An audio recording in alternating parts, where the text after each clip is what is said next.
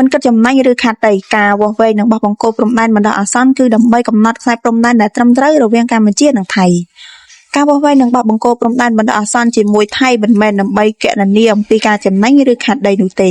ប៉ុន្តែដើម្បីកំណត់ខណ្ឌសីមានៅលើដីជាក់ស្ដែងនេះជាការបញ្ជាក់របស់សម្ដេចបវរធិបតីហ៊ុនម៉ាណែតនាយករដ្ឋមន្ត្រីនៅព្រឹកថ្ងៃទី25ខែវិច្ឆិកាឆ្នាំ2025នេះសម្ដេចបវរធិបតីហ៊ុនម៉ាណែតបានបញ្ជាក់ថាគោលដៅចម្បងរបស់កម្ពុជាគឺការកំណត់បង្គោលព្រំដែននៅលើដីជាក់ស្ដែងដែលបញ្ជាក់អំពីខ្សែព្រំដែនមួយដែលត្រឹមត្រូវនិងច្បាស់លាស់រវាងកម្ពុជានិងថៃដោយផ្អែកលើមូលដ្ឋាននៃឯកសារគតិយុត្តដែលបន្សល់ទុកពីសម័យអាណាព្យាបាលបារាំងនិងច្បាប់អន្តរជាតិ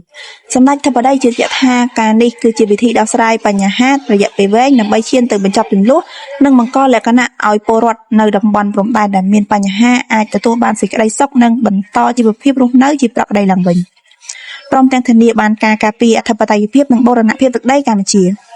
គួរជ្រាបថាតាមស្មារតីដែលបានឯកភាពគ្នារវាងគណៈកម្មាធិការចម្រុះខណ្ឌសីមាព្រំដែនគោកកម្ពុជានិងថៃ JBC ភាគីកម្ពុជានិងភាគីថៃបានឯកភាពគ្នាបញ្ជូនក្រុមវាស់វែងបំរុះសំចុះអនុវត្តការងារវាស់វែងនិងបោះបង្គោលព្រំដែនបណ្ដោះអាសន្ននៅកំណាត់ខ្សែព្រំដែនចន្លោះបង្គោលព្រំដែនលេខ42និង47នៅខេត្តបន្ទាយមានជ័យនិងលេខ57 59នៅខេត្តបាត់ដំបងដោយការងារនេះត្រូវបានគេយកមកជជែកនិងវែកញែកតាមរយៈបណ្ដាញសង្គមដោយចោទសួរថាការបង្ហាញកង្វល់ថាកម្ពុជាអាចនឹងខាតប្រយោជន៍ឬបាត់បង់ទឹកដីជាដើម